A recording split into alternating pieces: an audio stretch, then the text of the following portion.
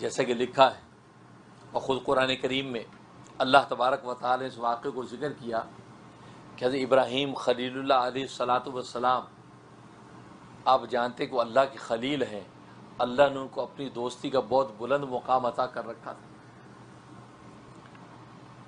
ایک مرتبہ ابراہیم خلیل اللہ علیہ الصلاۃ والسلام نے اللہ تبارک و تعالی سے عرض کیا کہ اے رب ذوالجلال، کہ ربی ارینی کیف تحیی الموتیٰ، قرآن میں موجود، اے میرے رب مجھے دکھا کہ تو مردوں کو زندہ کیسے کرتا ہے۔ اب علم الیقین تو ان کو حاصل ہے کہ مردوں کو زندہ کر سکتا ہے، لیکن عین الیقین چاہتے ہیں کہ اللہ میں مشاہدہ کرنا چاہتا ہوں، دیکھنا چاہتا ہوں کہ تو زندہ کرتا کیسے۔ ایک مردہ مر گیا، ہڈیاں بن گئیں اور وہ مٹی ہو گیا، خاک ہو گیا، اب دوبارہ زندہ کیسے ہوگا، اجزاء کیسے ملیں گے، روح کیسے اترے گی۔ تو ربی ارینی کیف تحیی الموتیٰ، اے میرے رب مجھے ذرا دکھا کیسے زندہ کرتا ہے۔ تو اللہ تبارک و تعالی نے کیا جواب دیا؟ قال اولم تؤمن، کیا تجھے اس بات پر ایمان نہیں ہے کہ میں زندہ کر سکتا ہوں؟ اب ایمان تو تھا، یعنی علم الیقین تو تھا۔ اللہ تبارک و تعالی نے یہ پوچھا کیا تجھے علم الیقین نہیں ہے کہ میں زندہ کر سکتا ہوں؟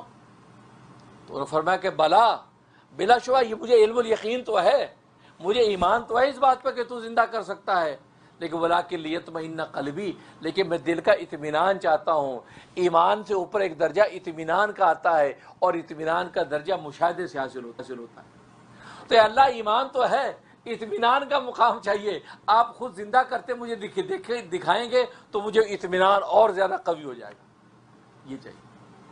اب اللہ تبارک و تعالی نے اپنی قدرت کا مظاہرہ دکھایا، خود قرآن کریم میں موجود ہے کہ اللہ تبارک و تعالی نے ابراہیم خلیل اللہ علیہ السلام کے 4 جانور، 4 پرندے پالو، 4 پرندے پالو، اتنا پالو ان کے ساتھ اتنی معاونت رکھو کہ تمہارے ساتھ مانوس ہو جائے، اور ہر ایک کا نام رکھو اور اس نام لے کے جب پکارو کہ وہ تیری طرف دوڑیں، اتنے مانوس ہو جائیں۔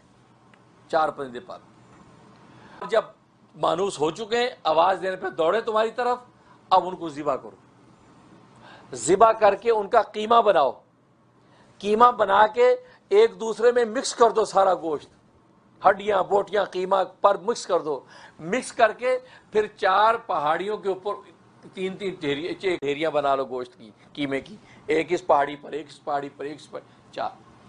اب اسی آواز کے ساتھ جو تو پہلے پکارتا تھا نام لے کے، وہ نام لے کے پکار دوں ایک ایک کو۔ اب جیسے تم نام لے کے پکارے گا، اب تو دیکھے گا کہ میں کیسے زندہ کرتا ہوں۔ چاچے وہی ہوا، آپ نے پرندے پالے اور ان کے انس الفت پیدا ہوگی۔ اور 4 پرندے کون سے تھے؟ مفسرین نے لکھا ہے ایک اس میں جو ہے مرغ تھا، ایک مرغ، دوسرا اس میں تھا کوا، تیسرا مور، اور چوتھا گدھ۔ یہ 4 پرندے تھے جو پالے، 4 پرندے پالے اور ان کو مانوس کر لیا، اچھی طرح مانوس ہو گئے۔ اب انہوں نے ان کو ذبح کر کے ان کا قیمہ بنایا، ہڈیاں بوٹیاں سارا قیمہ بنا کے ان کے 4 الگ الگ جو حصے بنا کے رکھ دیا۔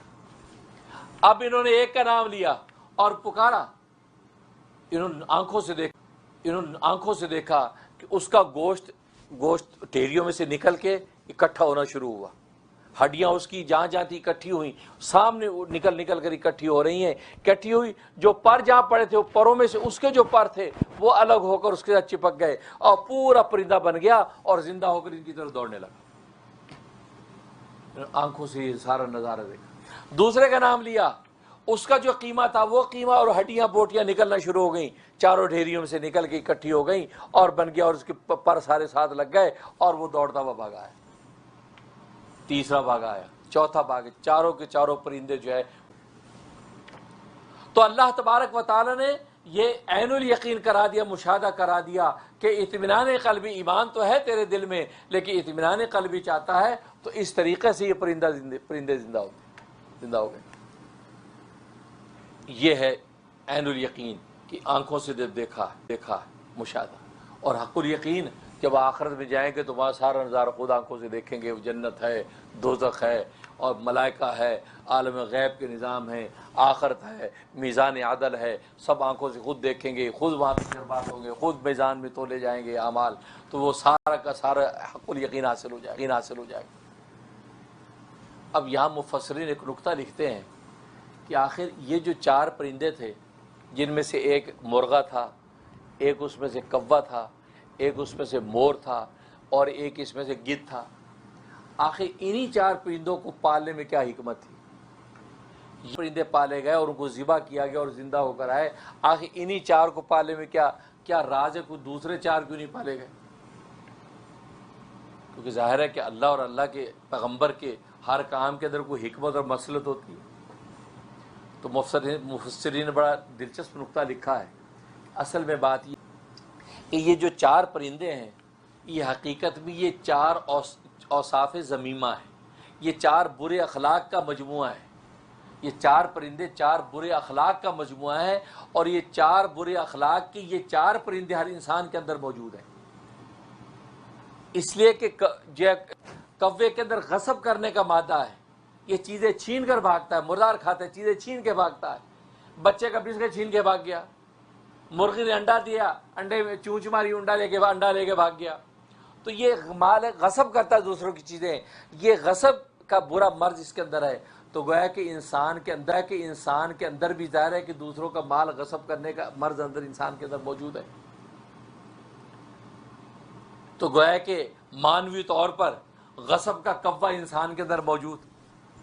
دوسرا مور میں تکبر پایا جاتا ہے، تکبر، اللہ نے جو حسن و جمال اور رعنائی اس کو دی اور پہلے ڈالتا ہوا چلتا ہے تکبر سے، کہ اللہ نے اس کے پیر بدصورت رکھے ہیں کہ نگاہ جب پیر پہ ڈالتا ہے تو شرمندہ ہوتا ہے، روتا ہے، شرمندہ ہوتا ہے، روتا ہے، اس سے اس کا تکبر ذرا زمین پہ آتا ہے کہ تو کس خوبصورتی پہ ناز کرتا ہے، یہ خوبصورتی میں نے عطا کی ہے، اس لیے کہ اگر تیرے اختیار میں ہوتی تو اپنے پیر تو خوبصورت بنا لیتا، جب تیرے پیر بدصورت ہے اس کا مطلب ہے بنانے والا کوئی اور ہے، لہذا اپنے حسن جمال پہ ماں نہ کرنا، جس نے عطا کیا اس کا شکر کرنا۔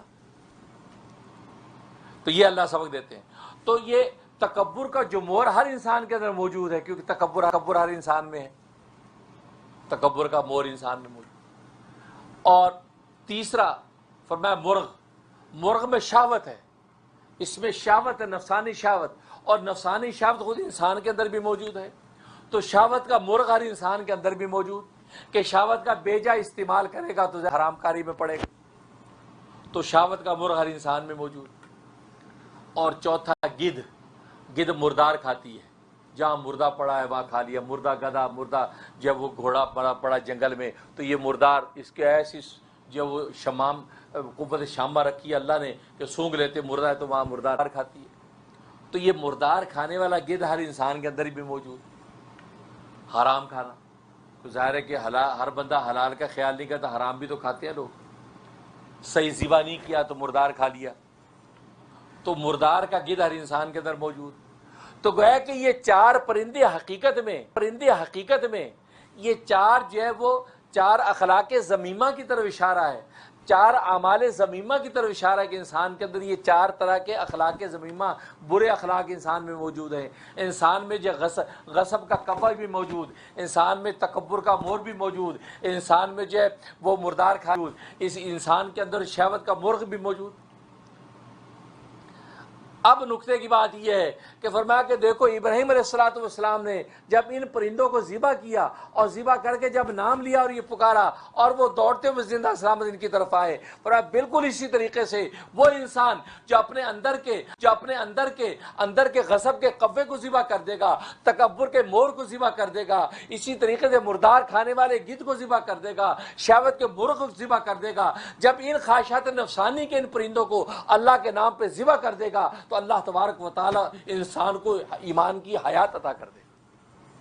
جیسے وہ زندہ ہو گئے تھے اسی طریقے سے انسان کو اللہ تبارک و تعالی روحانی حیات عطا کر دیں گے، ایمانی حیات اور زندگی عطا کر دیں گے، اور ایسی جاویدانی حیات ہوگی کہ اس حیات کی کوئی نظیر نہیں۔ یہ ہے کہ انسان کی روح زندہ ایسی ہوگی کہ ان اندر کے پرندوں کو، خواہشات کے پرندوں کو اگر ذبح کر دیا، اللہ کے نام پہ، تو اب اللہ تبارک و تعالیٰ کیا کرے گا؟ اب ایمان کی حیات عطا کر دے گا، روحانیت کی حیات عطا کر دے گا۔ یہ بظاہر مر چکا ہوگا اللہ کے نام پہ، لیکن اللہ تبارک و تعالیٰ قرآن میں کہیں گے لا تقولوا لمن یقتل فی سبیل اللہ، جو اللہ کے راستے میں شہید کر دیے گئے ان کو مردہ نہ کہو بلکہ وہ زندہ ہیں۔ کیوں؟ کہ وہ اللہ کے نام پہ مرے۔ وَلَا تَحْسَبَنَّ الَّذِينَ قُتِلُوا فِي سَبِيلِ اللَّهِ، کہ تم دماغ سے گمان بھی نہ کرو اس بات کا کہ جو اللہ کے راستے میں شہید کر دیے گئے وہ مردہ ہیں، نہیں مردہ نہیں ہے بلکہ وہ زندہ ہیں، کیونکہ زبان پر بھی پہرا، گمان پر بھی پہرا، نام پر اپنی جان کو قربان کر رہے ہیں، اللہ تبارک و تعالیٰ کو حیات جاویدانی عطا کر رہے ہیں۔ بالکل اسی طریقے سے فرمایا اندر کے ان خواہشات کے پرندوں کو اگر تم نے اللہ کے لیے ذبح کر دیا تو اللہ تبارک و تعالیٰ تمہیں بھی ایمان کی اور روحانیت کی حیات عطا کر دے۔ یہ حقیقت، اس لیے فرمایا کہ ابراہیم علیہ السلام نے انہی 4 پرندوں کو ذبح کیا۔